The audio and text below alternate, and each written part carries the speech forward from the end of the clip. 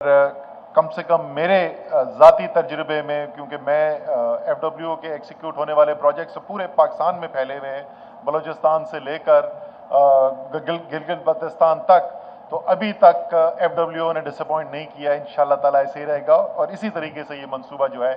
ये एक बड़ी तेज़ी से इसके ऊपर अमल दरामद किया गया। एक और 3 लोगों का मैं खुसूसी शुक्रिया अदा करना चाहता हूँ जिनका रोल इसके अंदर बहुत अहम रहा है, और फिर आपको समझ में आएगा कि मैंने इन 3 लोगों को ख़ास तौर पे आज क्यों दावत दी थी। और वो ये कि प्रोजेक्ट कर लेना पाकिस्तान में फिर भी निस्बतन आसान चीज़ है, लेकिन ज़मीन पर मामलात को और ऐसे लेकर चलना कि कोई सियासी उलझन ना पैदा हो, और ऐसी सूरत हाल के अंदर एक ऐसे मंसूबे के अंदर जिसमें लोगों की ज़िंदगी के अंदर खलल भी आ रहा हो और एक ये भी ख़तरा हो कि उनमें नाराज़गी पैदा होगी, और उन लोगों को एक अच्छे सियासी वर्कर की जो निशानी होती है उनको उनकी मसाइल की निशानदही भी करना, उनके लिए मसलों के हल के भी मुतालबा करना, और साथ साथ उनको भी समझाना कि क्यों ये ज़रूरी है। तो उसके लिए इस इलाके के जहाँ पर ये प्रोजेक्ट मुकम्मल हुआ है उसके MNA जनाब अली हैदर जैदी, MPAs बिलाल गफ़ार और सईद गनी साहब, आप तीनों का मैं ख़ास तौर पे शुक्रिया अदा करना चाहता हूँ। जैसे आपने कहा, बहुत इस बात का ख़तरा था, लोग कहते थे कि शायद बहुत ज़्यादा रिएक्शन आएगा, लेकिन तीनों ने बड़े मिलकर काम किया। मैं कराची ट्रांसफॉर्मेशन प्लान के ऊपर भी थोड़ा सा जिक्र करना चाहूँगा कि जिस वक्त ये ऐलान किया गया तो इस पर एक राय नहीं थी, इस पर हमारी पार्टी के अंदर भी 2 राय मौजूद थी और अवाम के अंदर भी 2 राय मौजूद थी। और लोग मुझे बोलते थे कि यार आप क्या कर रहे हैं, आप पीपल्स पार्टी के साथ जाके आप सिंध हुकूमत के साथ कैसे काम करेंगे। हमारी पीपल्स पार्टी के साथ और सिंध हुकूमत के साथ सियासी इख्तलाफात थे, आज भी मौजूद हैं, और जो हमें नज़र आ रहा है कल भी रहेंगे। और कई मामलात में ये इख्तलाफात जो हैं वो शदीद नौइयत के इख्तलाफात हैं,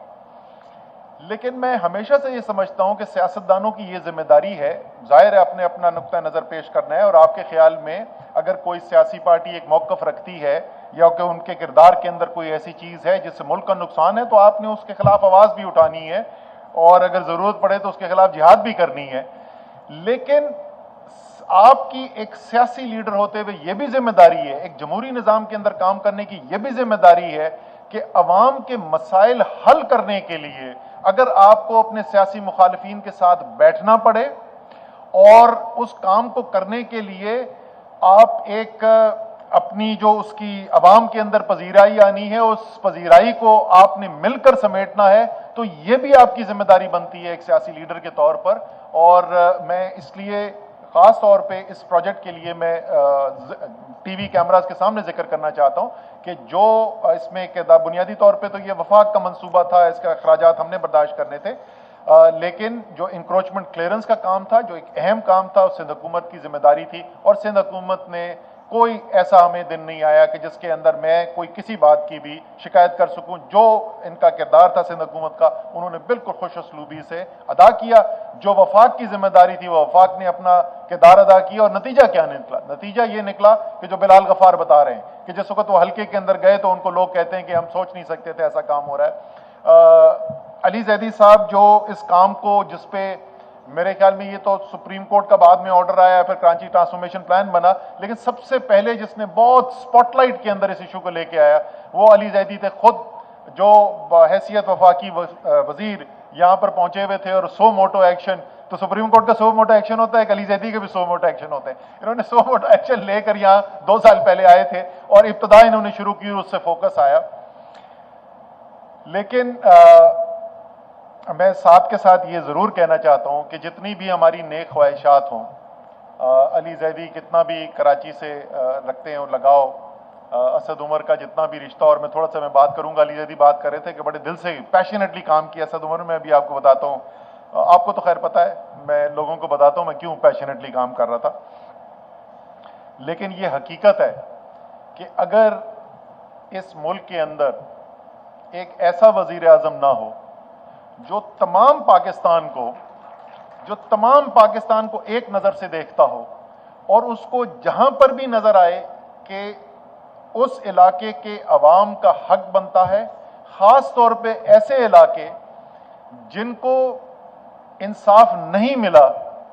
तो वो फिर ये नहीं देखते कि वोट मैंने कहाँ से लेना है, आबादी कहाँ ज़्यादा है। कराची में तो आबादी भी बहुत है, वोट भी बहुत पड़ा, लेकिन हमने देखा कि वज़ीर आज़म ने ऐसे भी हमें फैसले करके दिए जहाँ सैकड़ों अरबों रुपए के प्रोजेक्ट्स हो रहे हैं, जहाँ तहरीक इंसाफ का इलेक्टेड रिप्रेजेंटेटिव कोई नहीं है, जहाँ पे कुल सीटें जो हैं वो 6-8 सीटें हैं, क्योंकि वो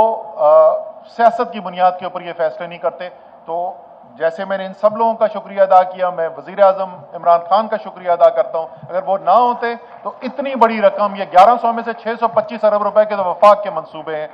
सो उनका भी मैं शुक्रिया अदा करना चाहता हूँ। पैशन की बात कर रहे थे अली आप, मेरा रिश्ता कराची से तो है ही है, मेरा रिश्ता इस इलाके से, मैं थोड़ा सा आपको दो चीज़ें उसकी ज़रा बता दूँ। यहाँ से देखा मैं 5 मिनट की वॉक होगी, 10 मिनट ज़्यादा से ज़्यादा वॉक होगी, मेरे वालिदैन दफन है। सो ये इलाका जो है ये उस निस्बत से भी मेरे दिल के बहुत करीब है, और मेरे एक भाई दफन है वहाँ पर। और उसके अलावा मैंने बचपन में जो तालीम हासिल की, वो तालीम जो मुझे हुकूमत पाकिस्तान ने 1 रुपये महीने पे, general Satti 1 rupee a month मेरी फीस थी, और उस 1 रुपये महीने की फीस पे मुझे जो तालीम दी गई, उस तालीम की बुनियाद के ऊपर मुझे